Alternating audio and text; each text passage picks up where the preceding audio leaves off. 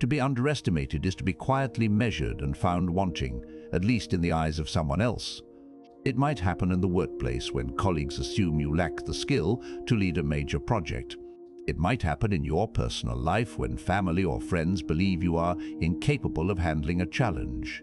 It can sting, sometimes deeply, because it touches that part of us that wants to be seen and recognized for what we truly are. But to the Stoic, this social slight is not only tolerable, it is potentially one of the greatest advantages you can be given. The instinctive response to being underestimated is often to correct the record immediately. We want to speak up, to prove ourselves, to counter the smallness in which others have placed us. But the Stoic asks a different question: must you be seen for your strength to exist?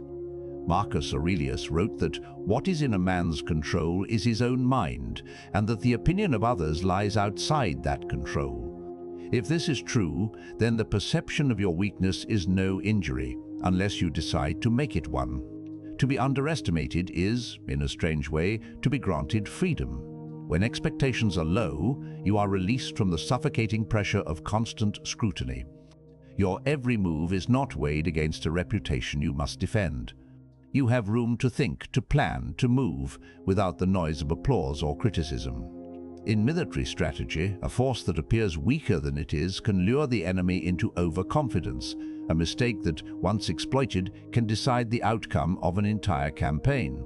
The Stoic sees the same principle in life. If they think you cannot, they will not watch you closely enough to stop you when you do. This perspective requires a reorientation of the ego. Most people are deeply invested in being acknowledged, often more than in actually achieving the thing they wish to be acknowledged for. The Stoic reverses the order: achievement first, recognition, if it comes at all, second. Seneca warned against the hunger for approval, calling it one of the chains that binds the mind. To be underestimated is to have that chain momentarily loosened. You are freed from the exhausting task of maintaining an image, and can instead devote your energy to reality. There is also a psychological resilience that comes from being seen as less than you are. When people expect little, your successes feel larger, not because they have changed in scale, but because they have exceeded the assumptions set against them. This is not about proving others wrong for the sake of your pride. It is about using the contrast between expectation and reality as fuel. The Stoic knows that surprise can be a form of leverage, and that timing the reveal of one's full ability can amplify its effect. Yet the advantage of being underestimated is not only external. Internally, it can strip you of the burden to posture. You need not waste time curating appearances or protecting a status that others might envy or attack. You can work in the shadows, learn without the embarrassment of visible mistakes, and experiment without the pressure of constant evaluation. Marcus Aurelius counseled himself to be content to live the rest of your life as nature wills you, which often means refusing to be drawn into the endless performance of self that public attention demands.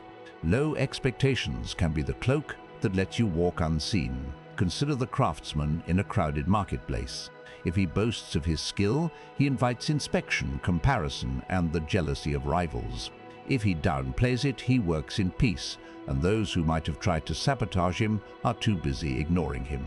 Over time, his quiet persistence builds mastery, and when the moment comes that his skill must be shown, it is undeniable. In this way, the Stoic sees underestimation not as a slight to defend against, but as a resource to be conserved. There is also a humility here, one that is deliberate rather than forced. To accept being underestimated without bitterness is to admit that your worth is not defined by constant affirmation. It is to agree in practice with Epictetus's teaching that you should seek not for events to happen as you wish, but wish them to happen as they do. If life gives you low expectations to carry them lightly. They weigh far less than the heavy armor of maintaining a flawless public image. But perhaps the deepest advantage lies in the fact that when others underestimate you, they reveal themselves. In their misjudgment, they show you the limits of their perception, the biases they carry, the way they measure worth. This is valuable knowledge, for it tells you how they might misjudge others, how they might misstep in strategy, how they might leave openings in defense. The Stoic does not resent such revelations. They collect them quietly for the moment when they will matter most. In the end, to be underestimated is to be in possession of a hidden card in the game of life. Whether you play it or not is your choice. The world will continue to place you into categories and scales, and the Stoic knows that resisting this entirely is impossible. But what is possible and powerful is to use those misjudgments as cover, as breathing room, as a kind of camouflage for your true strength. And in a culture obsessed with proving itself at every turn, there is no greater advantage than the element of surprise. There is a subtle art to turning low expectations inward without turning against yourself. The Stoic does not confuse strategic humility with self-contempt. He lowers the volume on reputation so he can hear the quieter signals of craft. In that space, deliberate self-underestimation becomes a training ground. You assume you are not yet as good as you could be, not to shrink your potential, but to remove the narcotic of premature praise. Marcus Aurelius kept reminding himself that approval is wind. It fills the sails for a moment and leaves you stranded when it changes. By stepping away from the craving to be seen as exceptional, you enter a workshop where the only measurement that matters is the integrity of the next stroke, the next sentence, the next decision work, judged by standards, not by applause. This inward posture builds resilience because it hardens the place where most people are soft, dependence on recognition. When you quietly accept being overlooked, you inoculate yourself against the fevers of envy and the chills of neglect. Projects delayed, credit misassigned, doors that should have opened but didn't. These become weights on the bar rather than excuses to leave the gym. You begin to take setbacks as part of the curriculum, not as indictments of your worth. Self-underestimation, as the Stoic practices it, sharpens focus by narrowing the field of concern. If you are not performing for an audience, you do not need 12 simultaneous tasks to prove your capacity. You need one worthy task done fully. The mind, unhooked from the need to broadcast progress, can immerse without the constant tug to report, post, or posture. In that immersion, hours thicken. You catch microscopic errors before they compound. You refine tiny motions until they become second nature. External neglect creates internal depth because attention, finally left alone, can dig. What looks like slowness from the outside is actually the fastest route to durable competence, uninterrupted practice directed at the heart of the problem. The Stoics also wield a mental device that turns low expectations into a shield, negative visualization. You imagine being ignored, doubted, dismissed. You rehearse the feeling until it loses its power to destabilize you. Then, when it happens, it registers as an expected weather pattern, not as an existential storm. Epictetus taught that disturbance comes from opinion, not event. If your opinion is, "This too belongs to the path," then the event loses its sting. This rehearsal is not pessimism.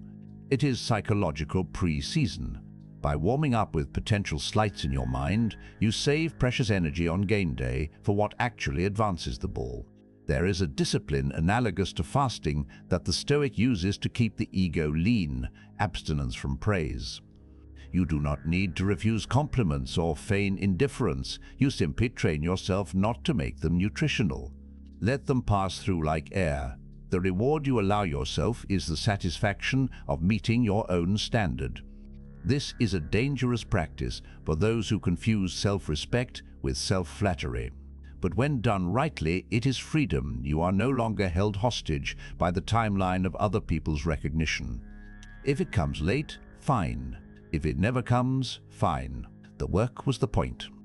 Being underestimated also reduces friction with distractions because it lowers the social temperature around your efforts.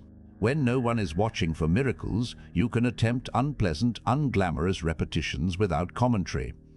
You can start where most people are ashamed to be seen, at the beginning. The beginner who does not require an audience learns 2 years faster than the one building a brand while learning. This is how mastery compounds quietly. Today's small, private improvements are tomorrow's public, overnight success that took 1,000 invisible days. The Stoic smiles at the phrase and returns to the bench. But there is a peril here. The wise do not ignore. If you internalize the world's low expectations, you will start living down to them. The Stoic solves this by running two scoreboards. The external one, where the crowd keeps track of your highlights, is glanced at lightly. The internal one, where you write your standards in ink, is what decides your behavior. You can be underestimated by everyone and still refuse to under-demand of yourself. You hold yourself to the level you would require if the best person you respect were watching you work. This quiet rigor prevents the soul from settling into the comfortable chair that others have set out for it. Amor fati gives this posture its steel. If the current season includes being misjudged, the Stoic does not merely tolerate it, he loves it for what it enables. Fewer eyes mean fewer interruptions. Fewer invitations mean fewer diversions. Fewer expectations mean fewer penalties for experimenting. You can pivot without press releases, fail without front-page autopsies, study without performance pressure. The world has accidentally gifted you a laboratory. You repay the gift by making something in it that could not have been made in a spotlight. There is strategy in timing the reveal. A commander who hides the best cavalry until the field is stretched thin is not timid, he is patient. In life, patience allows your results to do the talking at the moment when talk is least expected and most effective. You are not obligated to contradict every dismissive remark along the way. You are preparing a final contradiction that no remark can withstand, a finished thing that works. The Stoic prefers this kind of rhetoric. He knows that a quiet demonstration ends arguments that loud explanations only feed, and if the world never revises its estimate, the Stoic keeps building anyway. The point of a well-made bridge is not applause from the river. The point of a healed relationship is not applause from the neighbors. The point of a principled decision is not applause from the market. You may never be upgraded in the minds of those who misjudged you, and you will survive that just fine, because your piece has long since stopped quoting their prices. That is the hidden dividend of low expectations. Once you stop renting your identity from other people's assessments, you own yourself outright. So the advantage in being underestimated when turned inward is this: you get to trade reputation for room, noise for depth, speed for durability, and vanity for truth. You become the athlete who trains in the dark, the artisan whose shop is known by locals before it is known by critics, the leader whose influence accumulates through decisions that work rather than presentations that dazzle. By the time anyone notices, the structure is already standing. They will ask how you built it. You will remember all the days when no one asked you anything and realize that those days were the priceless ones. There is a tactical dimension to being underestimated that the impatient rarely notice. The moment someone quietly decides you are not dangerous, not gifted, not ready, they also relax the vigilance they would otherwise maintain. Budgets receive lighter scrutiny, calendars open unexpected gaps, rivals stop watching closely, and critics bring indifference where they might have brought sharpened knives. The Stoic recognizes the opening. Underestimation, handled without vanity, becomes usable terrain, the shade under which work can grow roots without being trampled by attention. Classical strategy provides the metaphor, Stoic discipline provides the motive force. Fabius Maximus, remembered as the delayer, denied Hannibal the decisive battle he craved and let time do the cutting. He was not a Stoic, but Marcus Aurelius would have admired his economy of action, refusing the spectacle to preserve the substance. When others rate you as minor, you can practice that Fabian virtue. Accept unglamorous assignments and turn them into systems. Decline the podium and choose the workshop. While others perform, you solve. While others announce, you assemble. To be underestimated is also to be allowed to learn in public without the public noticing. The apprentice not expected to dazzle is free to ask naive questions, to repeat fundamentals until boredom gives way to fluency, to make small, survivable errors the celebrated cannot afford. Epictetus told his students to tolerate being thought foolish when wisdom was their aim. Embarrassment is a tax on growth. Low expectations are a subsidy. When people assume you are near the bottom, the distance between your current skill and your potential is yours to traverse in peace. This posture asks for a companion virtue, strategic silence. Do not telegraph ambition where it only triggers resistance. Resist premature announcements. Ideas are most vulnerable when half-formed and most powerful when embodied. Seneca warned against hanging your happiness on future outcomes. The Stoic adds a practical corollary and refuses to peg plans to public anticipation. Keep your counsel until there is a prototype, a proof, an outcome. Then let the finished thing speak. A quiet demonstration ends arguments that loud explanations only feed. Operating under the radar lets you design asymmetry into contests. The visible game, meetings, metrics, speeches, often favors the already recognized. The invisible game, preparation, pattern reading, reliability, favors those who can work without constant surveillance. You arrive early and leave late without theater. You practice edge cases that almost no one practices, so when a rare, decisive moment arrives, it looks like luck to others and like rehearsal to you. The Stoic welcomes such luck, knowing it is the interest paid on long deposits of unpublicized practice. Negotiation offers another illustration. When the other side undervalues you, they relax their guard. In the space created by that relaxation, you ask better questions, map what they truly value, concede theatrically small things to secure essential ones, and allow silence to work while talkers reveal their constraints. Where a celebrated bargainer must constantly signal strength, you can afford to be curious. Curiosity, unburdened by vanity, is leverage. It uncovers trades that peacocks miss because they are busy arranging feathers. Leadership built on underestimation looks different from the performative kind. You need not be the loudest voice in the room. Your authority accumulates from decisions that work and from the quiet where you absorb responsibility when they do not. People discover, almost accidentally, that projects run better around you. Timelines feel less brittle because you remove uncertainty rather than add pressure. You say, "I don't know," early enough to learn. You seek counsel in time for counsel to alter the plan. This is not modesty for appearance's sake. It is operational humility that keeps reality in the loop. There is a temptation, once you notice the advantage, to announce it. That is where many squander the gift. A single boast summons the resistance that quiet had dissolved. Invitations arrive that fracture attention. Envy awakens and begins to tax your progress. The Stoic declines the sugar rush. Feel the brief pleasure of being seen and gently refuse it. Let proof multiply while commentary fades.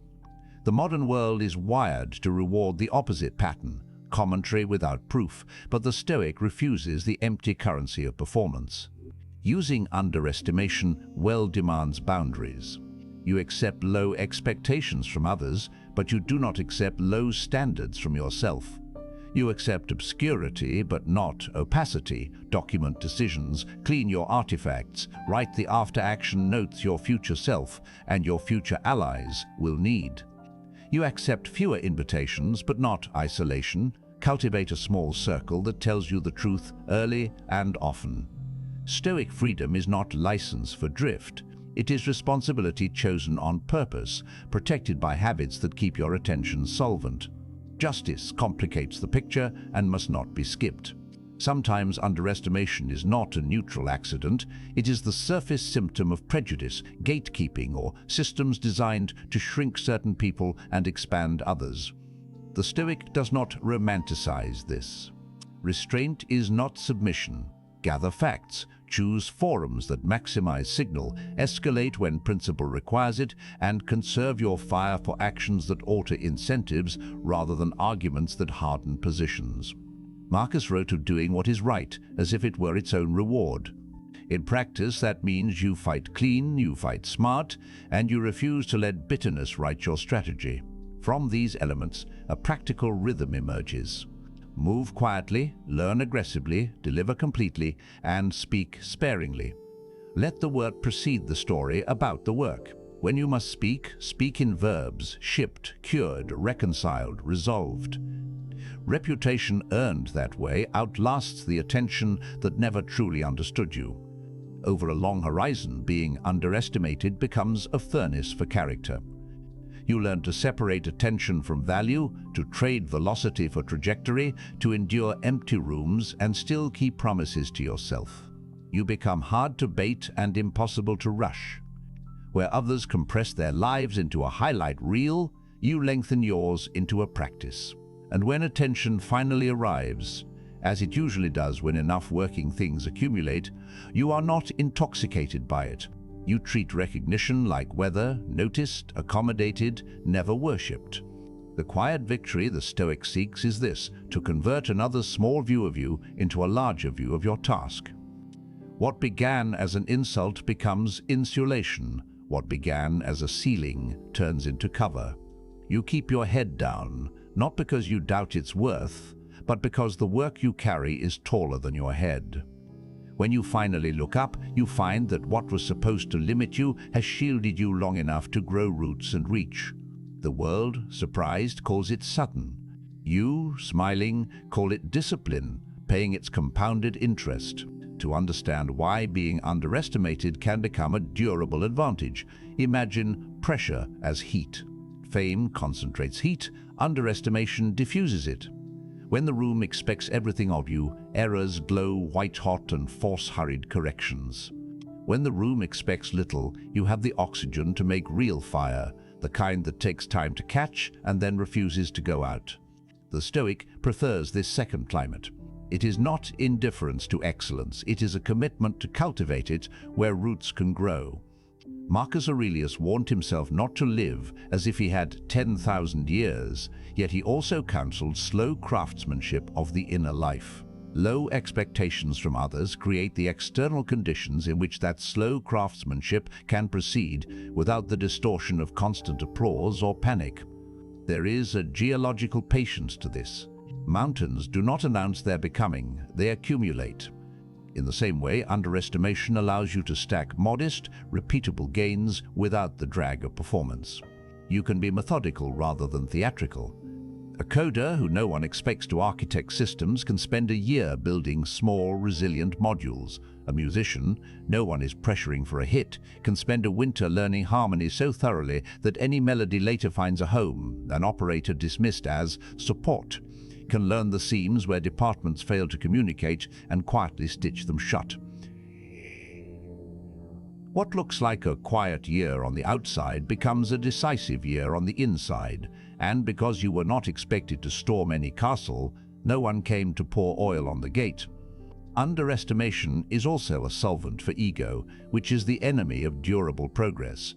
Praise makes us perform the finished version of ourselves too early. Scorn tempts us to perform a rebuttal instead of doing the work that would make rebuttal unnecessary. Low expectations, if taken rightly, bypass both traps. You are not busy proving, nor addicted to being proved right. You are simply improving, which is a different verb and a kinder one. Epictetus would call this alignment with what is up to us, the next deliberate action, the quality of our attention, the posture of our will. Nothing in that domain requires an audience. There is a paradox the Stoics understood: to move fast later, move carefully now. Underestimation is the permission structure for carefulness.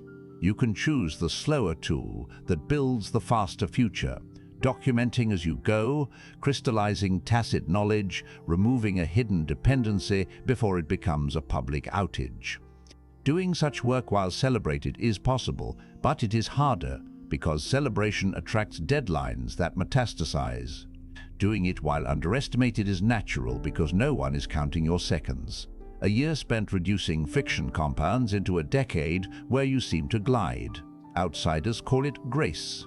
You call it the absence of grit where you already sanded. The Stoic also uses underestimation to practice an ethics of preparation. When you are not the star, you can tell the truth about your gaps. You can say, "I don't know," before the spotlight insists you perform certainty. You can seek mentorship without the anxiety of appearing needy. You can change your mind without the cost of public contradiction. Seneca praised those who learn late what they should have learned early, provided they actually learn it. Low expectations create safe classrooms for late lessons. Many never enroll because pride will not allow the appearance of being behind. Underestimate me, says the Stoic, and I will use the privacy to get ahead in the only way that matters: substance. There is another strength hidden in low expectations: the liberty to choose battles by principle instead of vanity. When a challenge arrives, you can ask whether it serves your line of march rather than whether it serves your image. The celebrated are dragged into fights that do not advance their cause because withdrawal would look like weakness. The underestimated withdraw easily and engage selectively. They can ignore the provocation that would have consumed their week and spend the same hours composing something precise, or repairing something broken, or apologizing to someone they hurt. This is not meekness, it is husbandry of force. The Stoic knows that strength wasted on spectacle leaves none for necessity. At times, underestimation will sting in ways no philosophy can fully anesthetize. A promotion you earned will go elsewhere. A credit will skip your name. A room you helped build will close its door when the picture is taken. The discipline here is not to deny the hurt, but to treat it as data, not destiny. It reveals where incentives point and where they do not. It reveals who trusts you and who does not. It reveals which arenas pay for performance and which pay for performance of performance. With that map, the Stoic adjusts routes. Perhaps you remain and change the rules by outlasting them. Perhaps you leave and choose a field where the scoreboard is less corruptible. What you do not do is permit the insult to become your identity. A label applied carelessly from the outside becomes a shackle only if you fasten it from the inside. Sometimes the underestimation is systemic, not situational, a pattern attached to your accent, your gender, your age, your background. Stoicism does not ask you to romanticize injustice. It asks you to remain sovereign while you confront it. That means naming it with precision, documenting it when possible, gathering allies, and selecting levers that move structures rather than shouting at walls. It also means refusing the secondary harm of bitterness, the way acid burns the vessel that carries it. Marcus urged himself to be straight, not kept straight. You do what is right because it is right, not because you expect applause from those who have never applauded you. That refusal to sour becomes its own radiance, and radiance attracts better coalitions than outrage can sustain over time. Low expectations teach a craft of timing. Not all reveals are equal. There are moments when showing your hand early buys you resources or protects a team. There are moments when keeping your hand hidden protects the work from committee vandalism. The underestimated have a freer choice in this calculus because fewer eyes are demanding status updates. Use that freedom to sequence exposure so that each unveiling is a hinge that swings a door, not a leak that drains momentum. The Stoic rehearses the reveal in private: what must be true before speaking, what evidence will stay standing when questioned, what objections deserve to be preempted, and which should be allowed to surface and collapse on their own. In this way, restraint becomes rhetoric, and the finished thing becomes your argument. Perhaps the clearest gift of being underestimated is the chance to recover from mistakes without catastrophic headlines. Everyone errs. The celebrated err expensively. You will too, but your errors can be metabolized. You can run the after-action without theater. You can make amends without press releases. You can fold the lesson into your system before the next attempt. Stoic practice treats failure as tuition. Underestimation discounts tuition because fewer spectators inflate the bill.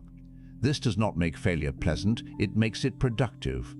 From that productivity comes a confidence that does not need to be loud. You have paid, and the payment purchased skill, not shame. Over years, the advantages stack. You become the person whose forecasts are not showy but reliable, whose deliveries are not dramatic but on time, whose counsel is not fashionable but repeatedly correct. People adjust to you without quite noticing that they have. Meetings grow calmer when you enter. Projects drift less when you accept them. A reputation accrues, the kind that does not need slogans because it rides on outcomes. And because you built it under the canopy of low expectations, it belongs to you. It was forged when no one was clapping, which means it does not wobble when clapping stops. So the hidden strength is not a trick you play on the world, it is a transformation you allow in yourself. You learn to be animated by standards rather than by spotlights, to let patience do compounding that will always be invisible to those who live on immediacy, to convert neglect into privacy and privacy into depth. When the estimate finally rises, as it often will, because working things are hard to ignore forever, you will not be surprised and you will not be changed. Recognition will feel like weather. You notice it, you dress for it, and you keep walking in the same direction. If you want to understand the inner mechanics of turning low expectations into power, begin with the story you tell yourself about what other people think. The insult is not that they misjudge you. The injury happens when you agree. The Stoic refuses the second wound.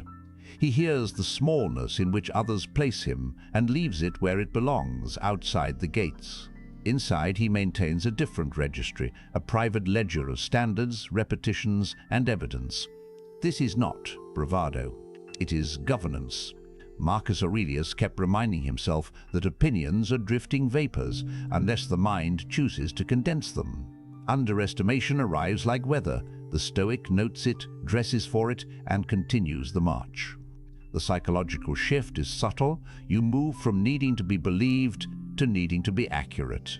If accuracy requires time in obscurity, so be it.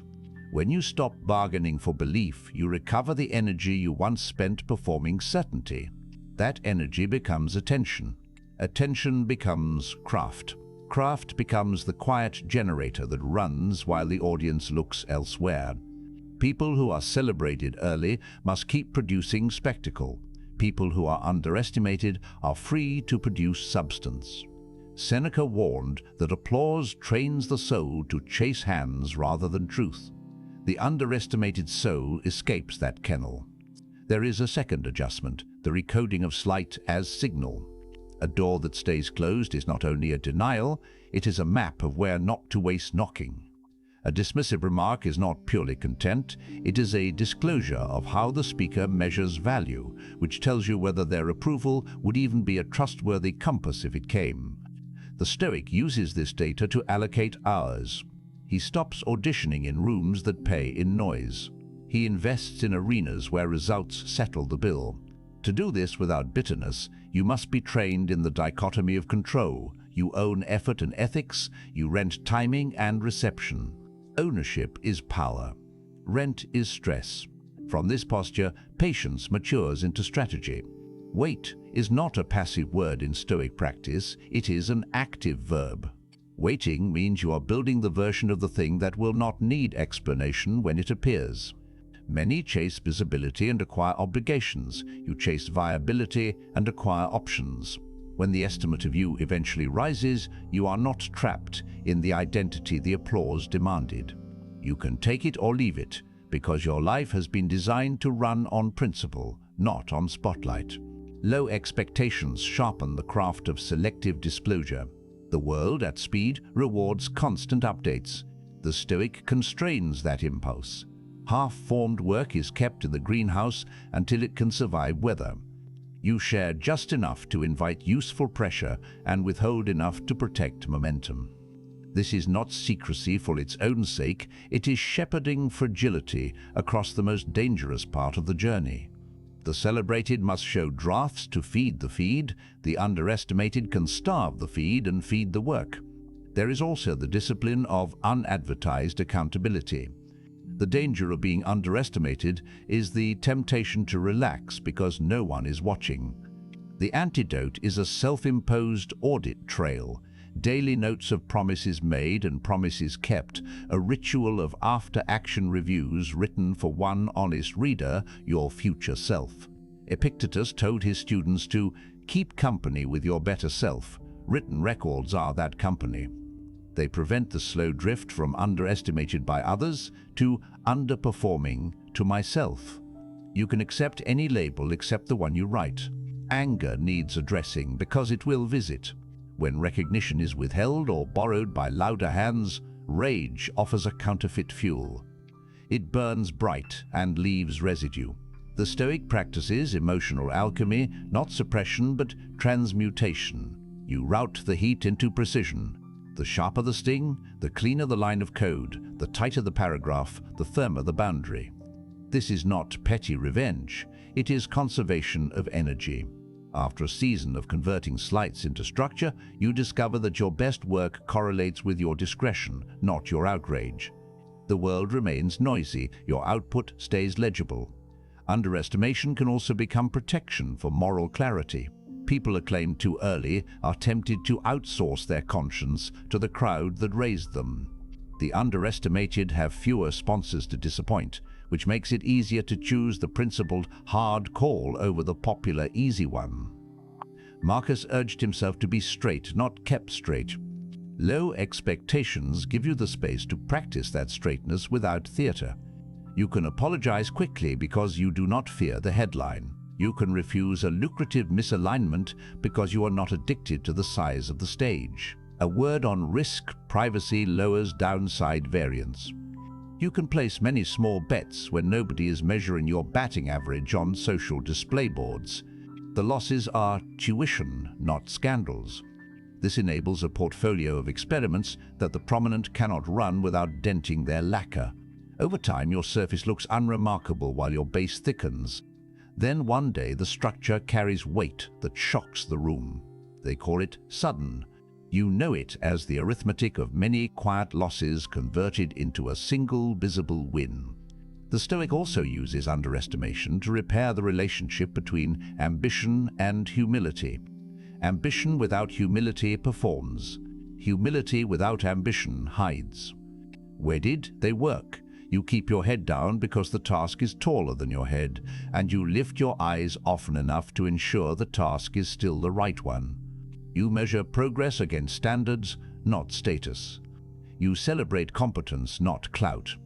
The applause you seek is the inner click when something fits exactly as it should. It is a small sound, but it travels far inside.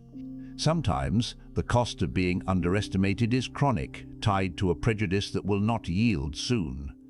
The Stoic answer is not to romanticize endurance, it is to pair it with craft. You document patterns, you cultivate allies, you escalate with receipts, and you protect your interior from corrosion. Bitterness is the villain's victory inside your chest. Justice is pursued with clean hands, not for catharsis alone, but to make the path straighter for those who come after you.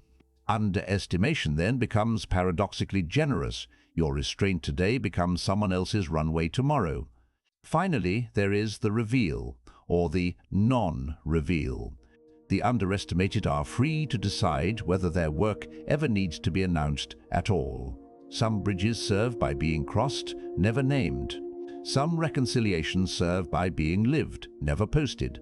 The Stoic takes the option seriously. If telling the story of the work would weaken the work, he remains quiet. If telling it would strengthen the good it can do, he tells it in verbs, not adjectives, built, healed, delivered, taught. In either case, he remembers that the estimate of others is a lagging indicator.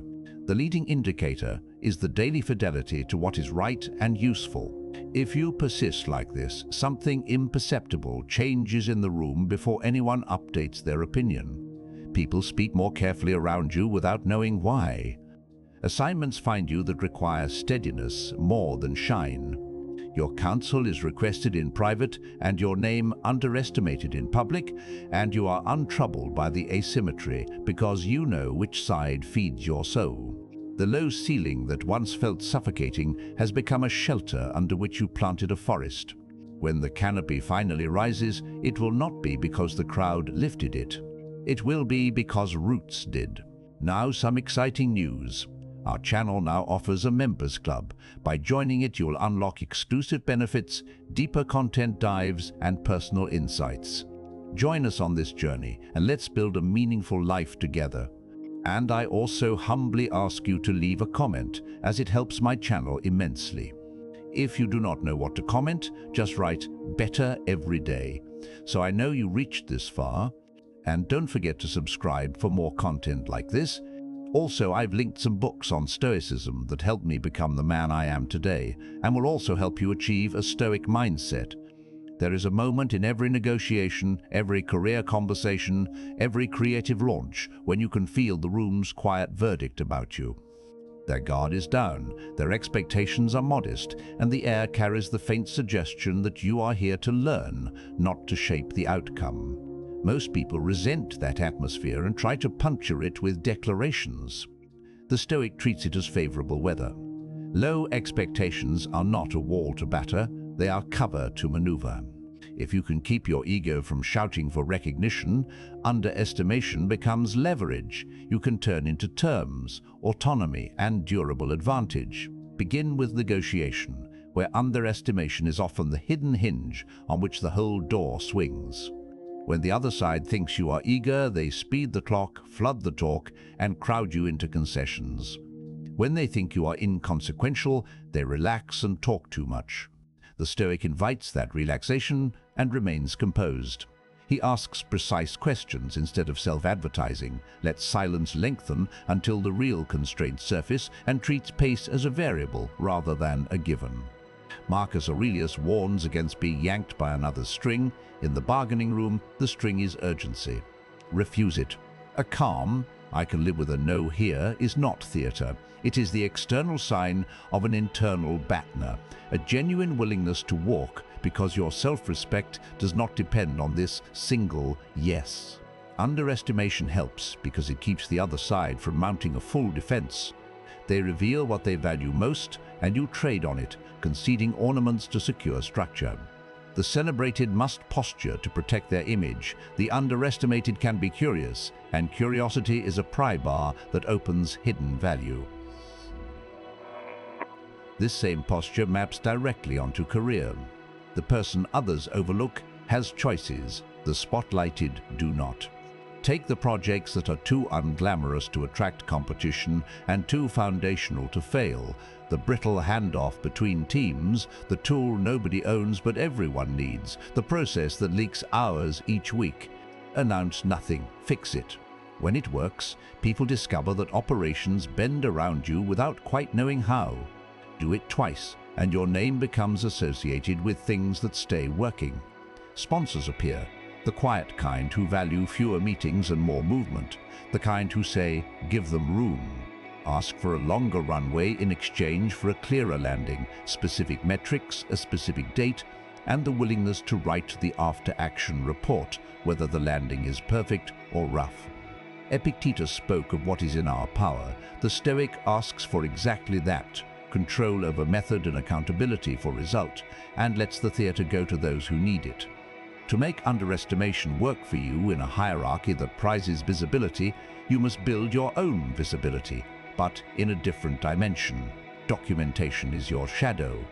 Every decision earns a paragraph. Every fix earns a diff and a note. Every lesson earns a page with examples that someone else could use. You write not for applause but for repeatability, and in organizations that last, repeatability is currency. The crowd updates its estimates slowly. Your archive updates it immediately for anyone who matters. Over time, decision makers who are tired of fireworks will discover a pattern in your wake: fewer fires, more fuel. You will be trusted not because you sold yourself well, but because the systems you touched stopped breaking. Stoic modesty does not forbid you from telling this story, it forbids you from telling it prematurely. Let the results walk into the room before you do. Creation obeys the same physics. The artist who is underestimated is free to try forms that a larger audience would punish. You can spend a season in scales rather than singles. Write 40 pages to find the one sentence that will bear a book, throw away 10 canvases to discover the hand that can carry the 11th. The culture of tease wants you to market the embryo. Resist it. Keep the work in a greenhouse where critics cannot trample seedlings into pronouncements. Amorphity turns even indifference into material. If attention is scarce, treat it as permission to be rigorous. When you finally release something that refutes the estimate without comment.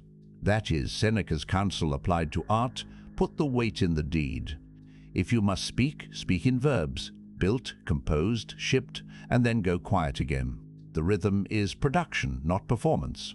To turn underestimation into explicit advantage, convert it into terms that improve your surface-to-depth ratio. Propose fewer status meetings in exchange for automated, daily dashboards that anyone can read. Offer shorter presentations with longer Q&A because the work survives questions and because silence favors the prepared. Ask for autonomy over staffing or tools on the argument that a small, unadvertised effort can move faster and cheaper. Low expectations grease these asks. You are not threatening anyone's spotlight. You are promising relief. Relief is irresistible in overburdened systems, and the underestimated can trade it for freedom. There will be tests of character on this path. Credit will skip your name. You will watch someone more decorative be congratulated for something your team made possible. The Stoic uses these moments to practice the clean distinction between value and notice. Value is the working bridge. Notice is the ribbon cutting. Take pride in the physics of the span and let others enjoy the scissors. This is not saintliness, it is strategy. You are buying equity in your reputation among those who know how bridges stay up, and that equity will pay in autonomy later, which is the only promotion that matters. Autonomy lets you choose your battles, your collaborators, your cadence. If title arrives, fine. If it does not, your life will still feel like yours, and nothing outranks that. In negotiations about compensation or scope, underestimation lets you reframe the conversation from potential to proof. Do not argue about how bright you are. Bring before and after states. Do not protest that you deserve more trust. Bring the incidents prevented and the invariance improved. Speak slowly, show receipts, and ask for asymmetry, a base you can live with and upside tied to the outcomes you can control. The other side may be anchored to their low estimate. Resist the theater of outrage.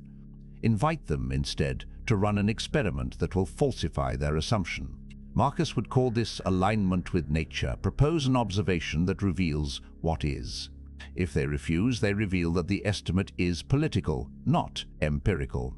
Your next negotiation is with yourself about whether you wish to stay in a lab where experiments are banned. In creative careers, humility about reception protects the work from the whiplash of attention. Build a private scoreboard of leading indicators you can influence. Hours of deliberate practice, prototypes completed, drafts abandoned for good reasons, conversations with first principle readers. Let lagging indicators, views, sales, mentions arrive in their own time. This is the dichotomy of control as a production schedule. It makes you impossible to rush and very hard to discourage. Underestimation then becomes insulation. Critics shoot at the silhouette they think you are. The real you is somewhere else, adding weight to the next thing. Underestimation also helps you recruit allies of the right kind. People who are intoxicated by shine will not notice you yet. People who are tired of shine will. They prefer rooms where the talking is short and the logs are long. Invite them quietly. Build with them in a way that makes them look good to themselves, not merely to others. The Stoic sees friendship as shared labor toward the good. Teams built this way do not need slogans because they run on mutual rescue. When the estimate of the group finally rises, it rises because outsiders feel the sturdiness of what you made, not because you were loud about making it. There is a temptation, when the first visible success arrives, to reverse everything that got you there, to sprint toward the camera and narrate the journey. The Stoic declines. You may tell the story once if it helps the work find its audience or helps a younger version of "you see a path." Then you go back to the workshop and let the noise roll past the door. The advantage in low expectations is cumulative. Break the spell and you will spend the next season rebuilding your camouflage. Better to keep the habit that built the thing. Better to remain slightly underestimated even by those who should know better. It keeps you honest. It keeps you free. In all of this, restraint is not a trick. It is a philosophy with a spine. You move at your chosen pace because you have chosen your aim. You refuse to trade aims for applause. You accept the mismeasure because your measure is elsewhere and stricter. You negotiate like someone whose peace is not for sale. You build a career that is heavier than its title, and you create as if you might never be thanked. It is not martyrdom. It is the shortest path to mastery in a culture that confuses motion with meaning. In time, those who underestimated you will revise their charts. The delicious secret is that you did not need them to. The revision is for them. The advantage has been yours all along. There is a point on this path that almost no one prepares for, the flip. You have carried low expectations like a cloak, worked in the understory, built systems that don't squeak, delivered outcomes that don't need a parade, and then, suddenly, attention discovers you. The estimate rises. People who never asked your opinion now schedule time to ask only that. Praise arrives dressed as opportunity, and opportunity arrives yoked to urgency.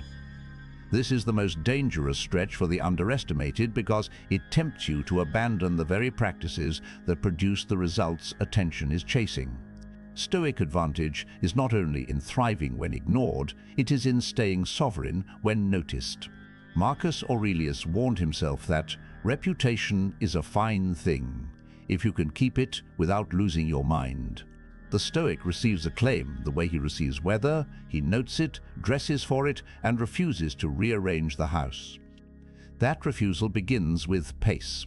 The world will try to accelerate you to match its appetite.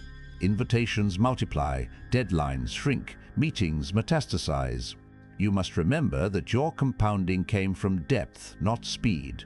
Keep the long appointments on the calendar that look unglamorous from the outside, the practice block, the quiet read, the hour reserved for after-action notes. When attention flips, these unimportant anchors are the first things the world will negotiate. They are the last things you can afford to sell. The second threat is narrative drift. Others will tell your story because they need a story to sell. If you let them, you wake up living in a version of yourself optimized for their markets, not your mission. Seneca's counsel here is a lifeline. Measure your life by the use of time, not by its applause. In practice, that means replacing explanation with demonstration. When asked to perform your origin tale for the 10th time this month, offer a recent verb instead. Built, fixed, taught, shipped. Verbs pull you back to the workshop. Adjectives drag you onto the stage.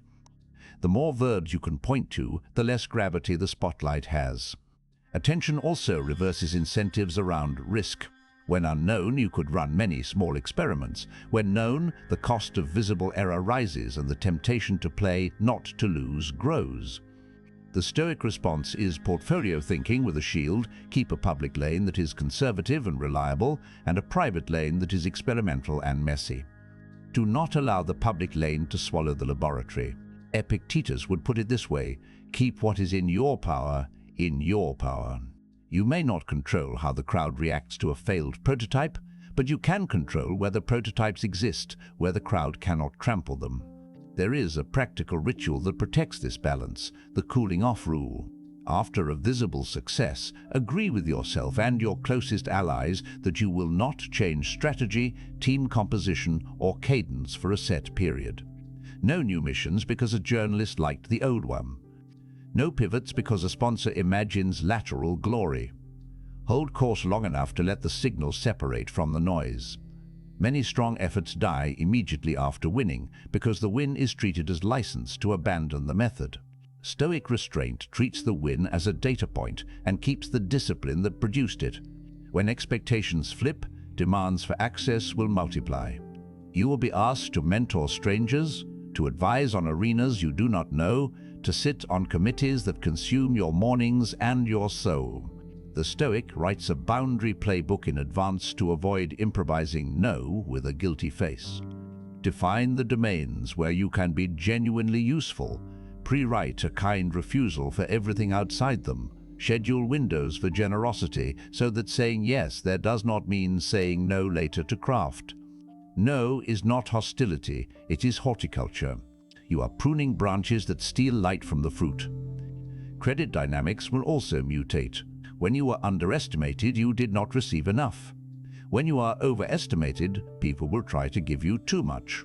Accepting excess credit robs the team of oxygen and recruits future resentment. The Stoic does the arithmetic out loud, names those who carried weight, names the contingency that luck contributed, names the constraint that remains unsolved. This is not false modesty, it is system maintenance. Shared credit is infrastructure. It keeps the machine from shaking itself apart the next time speed increases. Praise itself must be metabolized carefully. Treated as food, it distorts the palate. Treated as data, it can refine the work. Separate the compliment into components. What, specifically, created the effect for the audience? Is that aligned with your aim or a distraction with sparkle? If aligned, document it as a repeatable pattern. If misaligned, let it go as drift. The temptation after applause is to do more like that, without asking whether that was the part that mattered. Stoic practice makes praise pass a usefulness test before it enters the production line. There will also be invitations to argue from the new height. Debates you declined when ignored now arrive with larger stages. The Stoic remembers why he declined. Most public quarrels increase heat and reduce light. The fact that you are now expected to participate is not an argument that participation is wise. If you must answer, answer with work. Publish the dataset, open the method, ship the fix. In a culture addicted to statements, deliverables are dissent. They end disputes, words cannot. Another danger of the flip is compassion fatigue. People will pull on your time because they see resource, not ribs. The Stoic keeps tenderness intact by putting constraints around availability. Office hours sound bureaucratic. In reality, they are love for future you and respect for those you meet. A boundary that protects your mornings for hard problems makes your afternoons kinder. You arrive with attention to give, not fragments. Low expectations trained you to do a lot with a little. High expectations require you to give a little to what actually deserves a lot. There is a subtler preservation maneuver. Keep one domain where you are still a beginner and no one cares. Garden, weld, translate, run, draw scales. The point is not hobby camouflage, it is humility maintenance. Underestimation used to supply humility from the outside, competence now threatens to starve it. Voluntary beginnership keeps your hands honest and your judgments lenient. Marcus trained himself to meet fame with the same equanimity as insult. A place where you are unskilled helps the nervous system remember how to be taught. The flip also sharpens ethical tests. Visibility often offers shortcuts that feel harmless because the outcome is good. The Stoic refuses gains that require the erosion of method. If the process that got you here included clean attribution, informed consent, and fair deals, you do not change those because the prize has a countdown clock. To be straight, not kept straight, means the same refusal when a king offers a quicker route and when a crowd offers a louder one. The advantage of once being underestimated is that you learn to live without external validation. Do not trade that freedom for the sweet prison of prestige. Finally, guard the quiet rituals that made you durable when no one watched. The daily ledger, the evening review, the walk that resets your eyes, the friend who tells you the unsweetened truth, the weekly hour where you learn something with no market attached. These are not nostalgic keepsakes, they are the spinal cord of your sovereignty. Attention is a brilliant illusionist. It makes essentials look optional. The Stoic writes essentials into stone and lets the illusions pass like light across the wall. If you can hold your method through the flip, underestimation becomes anti-fragility rather than a phase.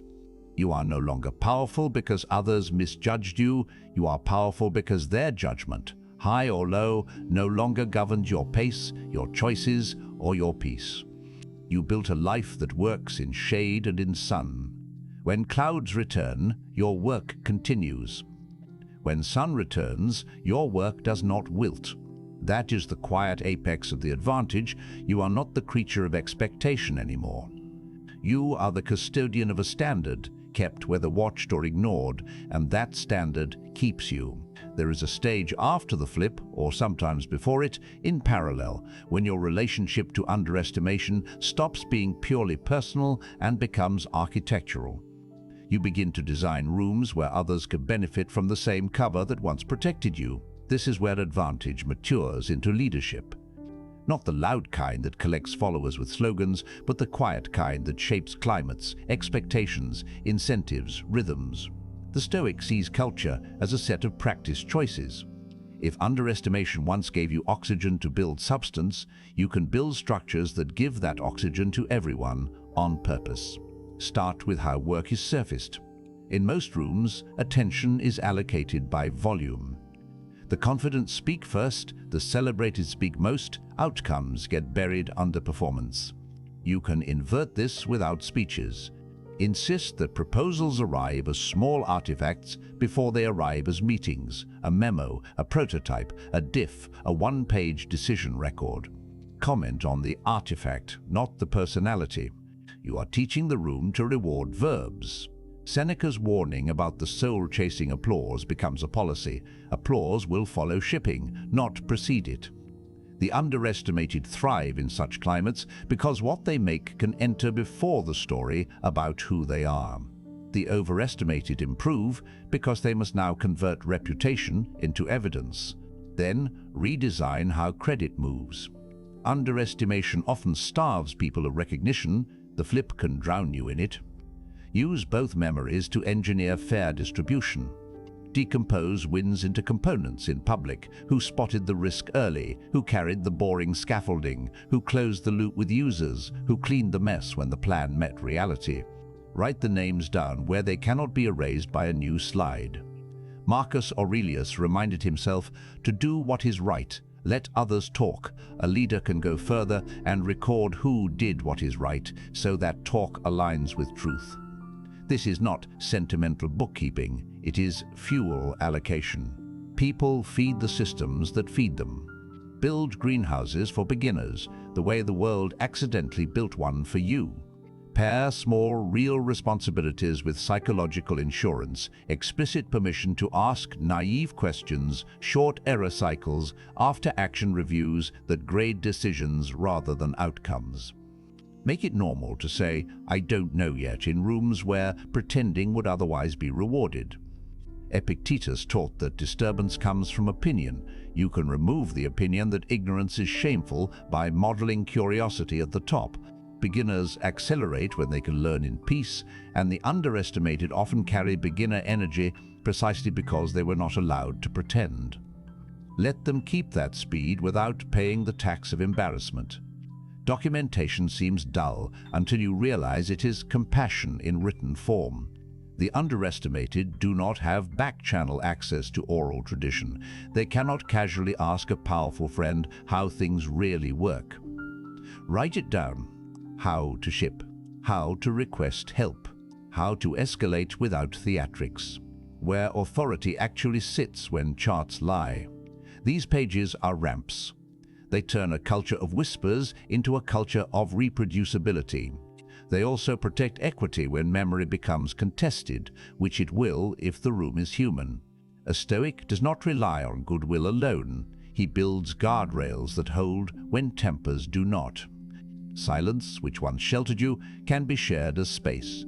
Do not fill every pause in a meeting with leadership voice. Ask a question and wait long enough that the non-obvious answer can surface, even if the silence feels risky. People learn that you will not rescue them from thought by answering for them, and that you will not punish them for thinking aloud before they have the perfect phrasing. The room's pace slows to a human tempo. Insight, which is allergic to haste, begins to show up more often. This is Stoic restraint. As facilitation, you refuse to let urgency colonize deliberation. Underestimation also taught you to separate value from notice. Now teach the room to run on the same distinction. Establish quiet lanes, projects judged strictly on before-after states, with minimal status theater.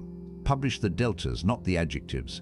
When someone asks for airtime to narrate progress, redirect them to the lane's dashboard. This frees talk for what talk does best: alignment, conflict resolution, ethics, and liberates production from the burden of constant show. The underestimated, who are usually doers, crowded out by narrators, discover that the lane was built with them in mind.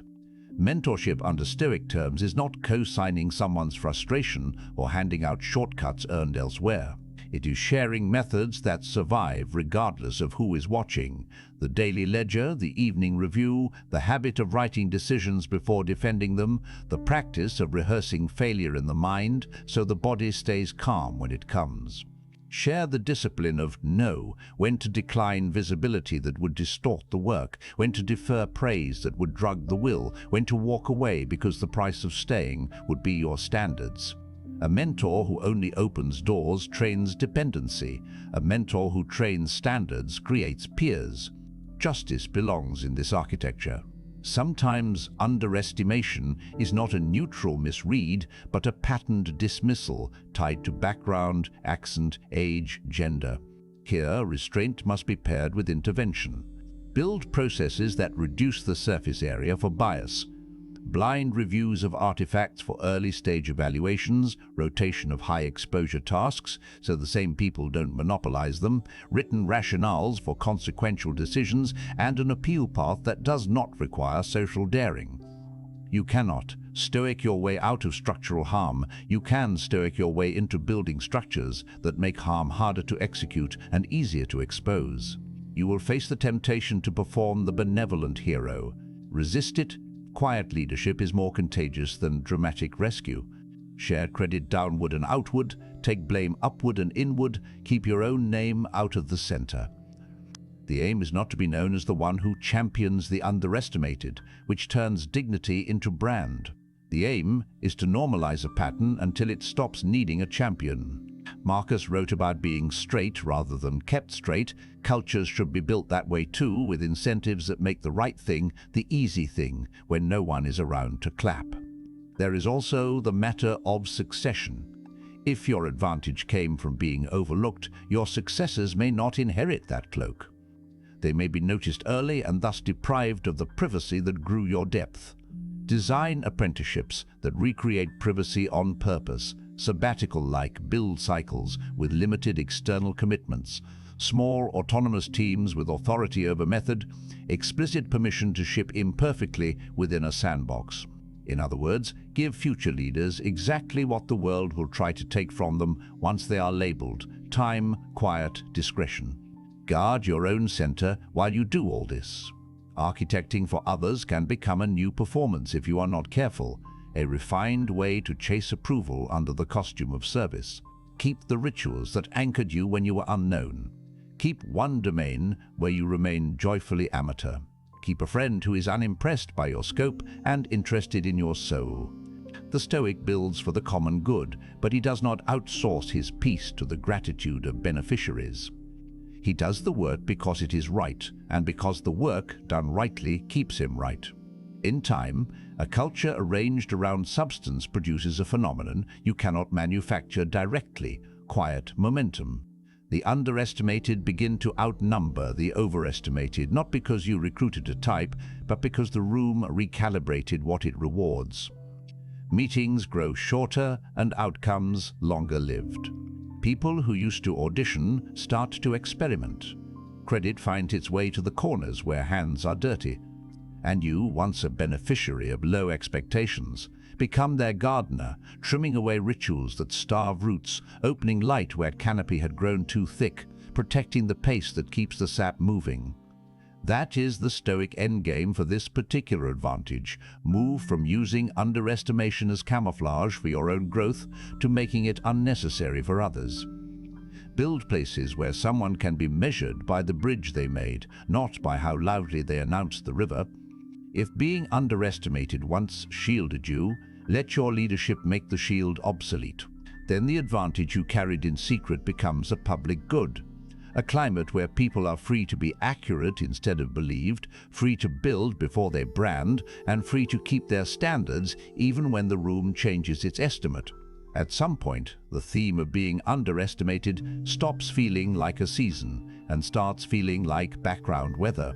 It drifts in and out lighter some years, heavier in others, but it never quite disappears. The Stoic learns to live well under this weather without letting it harden the heart. That is the real exam. It is one thing to convert low expectations into leverage, quite another to do it without building your identity around the wound. A person can get very efficient at being overlooked and still become small inside, arranging their whole life as a rebuttal. Marcus Aurelius keeps you from that trap. Fix your aim on the good, not on the audience. If the audience mismeasures you, treat it as wind. If the wind shifts and finally fills your sails, treat it as wind still. Either way, the course is chosen by the helmsman you train each morning, not by the cheers or yawns on shore. The first discipline is to refuse the revenge project. Many start building because someone doubted them. It works for a while. The insult is high octane, but it poisons the well. Revenge is a terrible architect. It overbuilds facades and underbuilds foundations. Seneca warns that anger is a kind of drunkenness. It can carry you across a short distance with great fury and leave you unfit for the long road. Replace revenge with reverence. Reverence for the craft, for the people served by the craft, for the standards that outlast you.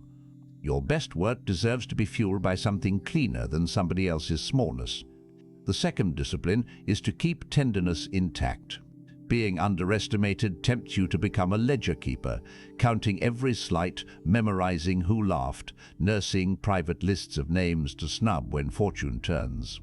The Stoic keeps accounts only where they improve the common good, who carried weight, where systems failed, which incentives warped behavior. He declines the private vengeance spreadsheet because it corrodes the keeper faster than it corrects the world. Epictetus would ask, is the list in your control? No, but your disposition toward it is.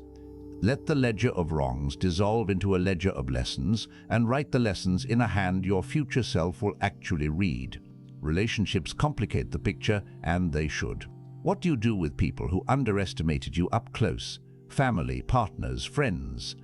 You do not owe them lifelong auditions, and you do not owe them theatrical forgiveness either. You owe them clarity. State boundaries without venom. Live the change rather than perform it. When an apology is due, offer it cleanly. When an apology is refused, carry on cleanly. The aim is not to win domestic courtroom drama. It is to reclaim bandwidth. Sometimes reconciliation comes after results. Make denial inconvenient. Sometimes it never comes, and life remains livable because you have stopped renting your peace to someone else's understanding. Stoic love is not cold, it is warm and unhooked. It gives without the invisible contract that demands a certain grade of applause in return. There is also the discipline of exits. Not every arena deserves the effort required to rehabilitate its estimates. Some are built to preserve hierarchy theater at all costs, paying dividends to appearance and taxes to evidence. The Stoic evaluates such rooms with 3 questions. Can principled effort measurably improve outcomes in the time and scope available? Are the mechanisms of credit and blame tied, however imperfectly, to reality? Is there a path to build without returning the profits to the very incentives that starve the work? If all 3 answers are persistently no, the exit is not cowardice, it is integrity. Marcus, if the smoke makes you cough, I will leave the house, and yet without blaming anyone. The courage to go is part of the art of staying straight. Health belongs in this conversation because chronic underestimation can become a chronic stressor, and the body keeps those books even when the mind insists it is above such things. The way out is ordinary and unfashionable. Sleep you protect like a sovereign resource, movement simple and regular, food that keeps your mind clear, attention gardens pruned daily. The underestimated often overcompensate by sacrificing basics to buy time. The time purchased this way is expensive debt. The Stoic treats the body as an ally in staying unhurried, unbitter, and clear. A steady pulse is an argument you can feel. Grief, too, will visit. The grief of years you spent arguing with the wrong audience, of chances that evaporated because someone else's chart defined your ceiling, of the version of you that might have been if a mentor had arrived earlier. Amor fati does not ask you to pretend these losses were delightful. It asks you to love the path that remains because it is yours to walk. Love here means use. Use the grief to deepen attention, to soften judgment, to widen your sense of who else around you is being mismeasured right now. The underestimated recognize one another by the way they give room. Make that recognition your habit. Craft a story that keeps you honest without making you a martyr. The clean story sounds like this: I was misread, sometimes by malice, sometimes by inertia, often by noise. I misread others too. I learned to work where evidence matters, to give credit like water, to ask for autonomy in exchange for accountability. I stayed when staying was righteous and left when leaving was righter. I did not let bitterness write my schedule. I tried to be accurate more than believed. I measured by bridges that carried weight after my name was gone. To the end, you do not need a villain to explain your virtue. You need a practice to sustain it. Practice expresses itself through small, stubborn rituals. A page each night, what I did, why I did it, what I would do differently with the same values tomorrow. A refusal each week, one invitation that would bend the spine of your standards if accepted. A kindness each day, one act you cannot post about that reminds you why you work. Keep one craft where you are joyfully amateur, so you never forget how to learn without witnesses. Keep one friend who refuses your mythology and loves the person underneath. These are not accessories, they are ballast. They stop victory from making you hollow and misjudgment from making you hard. Decision-making under low expectations calls for a particular calm. You are free to choose long games because few are watching the clock for you. Use that to cultivate taste. Not snobbishness, but the faculty for saying, "This is the kind of thing I make," and saying it early enough to avoid projects that pay well in applause but poorly in meaning. Taste is a boundary that saves you years. It is easier to hold when the room expects little. Make the most of that ease. Later, when the room expects much, the boundary will be muscle memory. One of the strangest gifts of being underestimated is gratitude for unlikely teachers. The colleague who dismissed you forced you to document your methods so thoroughly that your work became portable. The gatekeeper who said no redirected you to an arena where outcomes settle arguments. The silence of an absent mentor trained you to mentor yourself with pages and repetitions. This is not romanticizing harm, it is harvesting utility. Seneca's line that fire tests gold is not an invitation to seek fire, it is permission to keep the gold when fire finds you. And legacy in the Stoic sense is not the preservation of your name, but the persistence of your effects. What keeps working when your label is peeled off? That is your measure. A process that survives turnover. A team that runs on standards instead of a single personality. A younger colleague who no longer needs your defense because the structure you built defends them by default. If underestimation taught you to shift attention from image to infrastructure, let legacy be the final proof you learned the lesson. The quiet endurance of things you made is louder than any biography.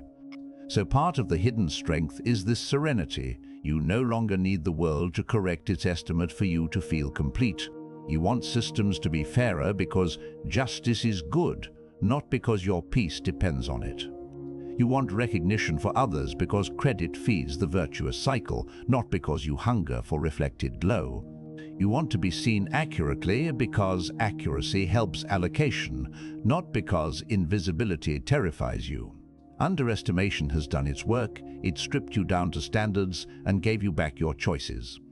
Whether the crowd is late to notice or never notices is now a footnote. You are not a reaction to their charts. You are the steward of a practice that runs in sun and shade alike, and that steadiness, quiet, unpurchasable, and repeatable is the strongest argument you will ever make. Every advantage matures into a responsibility. What began as the private art of using low expectations to build quietly must end as a public way of walking through the world without asking it to bend before you proceed.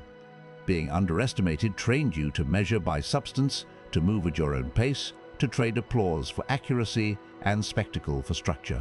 The conclusion is not a victory lap.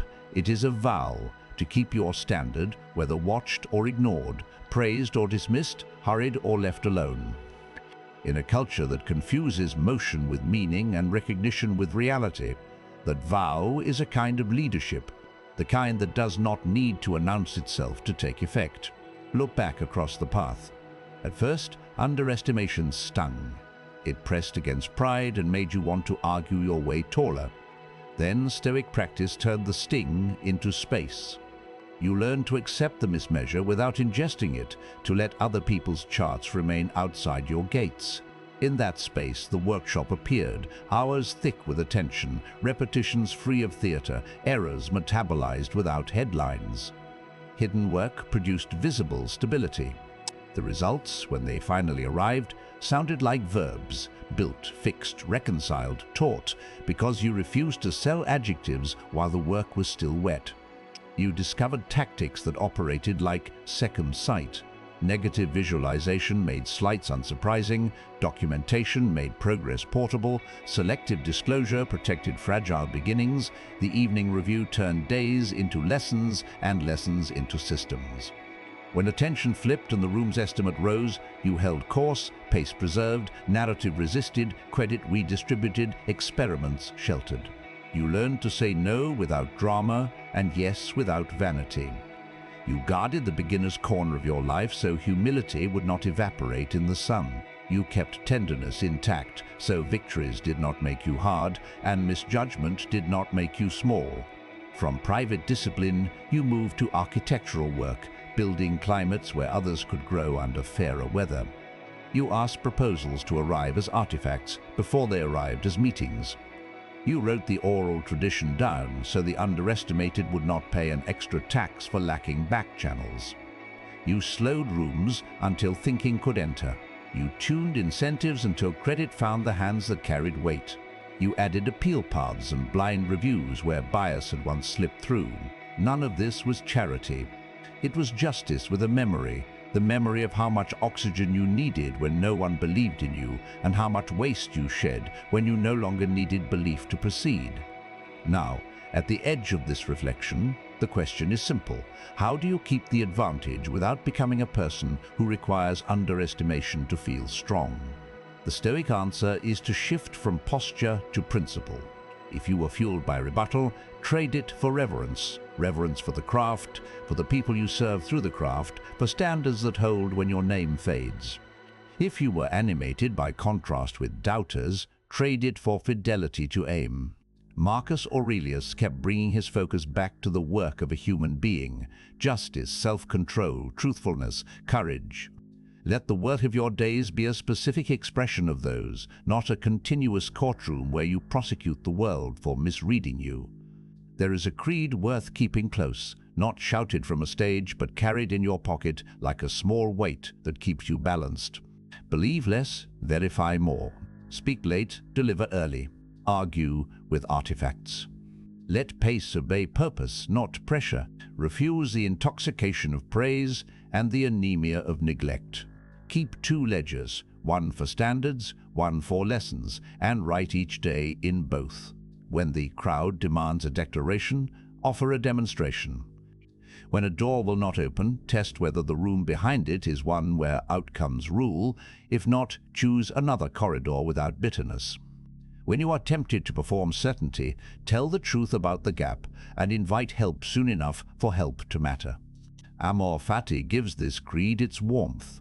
Love not merely the triumphs that will decorate your biography, but the ordinary days that built their foundations, the draft you cut in half, the apology you made quickly, the meeting you shortened so someone could return to real work, the refusal that protected a standard you would not trade for applause. Love the seasons of underestimation for their privacy, the seasons of attention for their reach, and the long seasons of neither for their steadiness.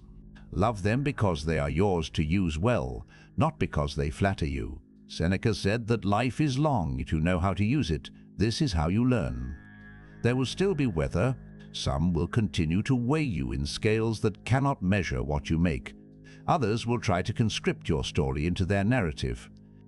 Institutions will drift toward rewarding talk again. You will need to tune the room back to verbs. Bits of the old ache will return when credit runs downhill toward the familiar names. You will meet new versions of yourself, impatient, tired, tempted to cash in the slow assets you spent years compounding. The moment you notice this, return to the smallest practice that made you sane. A page of notes, a walk without a device, a quiet hour with the tool of your trade, a clean no to an invitation that would bend your spine. The big ideas rest on small rituals. Neglect them, and the ideas wobble. What about legacy? The Stoic does not plan monuments. He designs persistence. Legacy is not a statue of your face. It is a shape in the world that remains useful after your label wears off. A process that still prevents failure because you wrote it clearly. A team that still defends the quiet because you made quiet profitable. A younger person who no longer needs a champion because the structure itself is fair. If underestimation taught you to prefer infrastructure to image, let this be the proof. Things you touched keep working when you're gone. That is louder than any speech the crowd could write in your honor. In the end, underestimation was never the point. It was a condition, sometimes unjust, sometimes lucky, always usable. You used it to build where noise could not reach, to learn where vanity would have interrupted, to lead by making rooms saner than you found them. You outgrew the need for the slight and kept the method it trained. You learned that the truest victory is not converting skeptics into fans, but converting your hours into things that last. You learned that sovereignty is not isolation but alignment, a life in which your aims, your pace, and your practices reinforce each other until no estimate, high or low, can pull them apart. So you walk forward the way you began, quietly, deliberately, with standards that do not check the audience before they speak. If a new mismeasure arrives tomorrow, you know where to file it. If sudden favor arrives, you know where to store it. If nothing arrives at all, you know exactly what to do with a wide, unremarkable day. Choose a worthy task, do it fully, record what you learned, and be kind to the people who share your lane. That is the hidden strength fulfilled, not a secret you guard, but a way of moving that needs no witness to be true. Now, if any part of this message has been helpful to you, leave us your like and comment, helping the algorithm recommend it to someone who needs it at this time. Don't forget to subscribe so you don't miss new videos.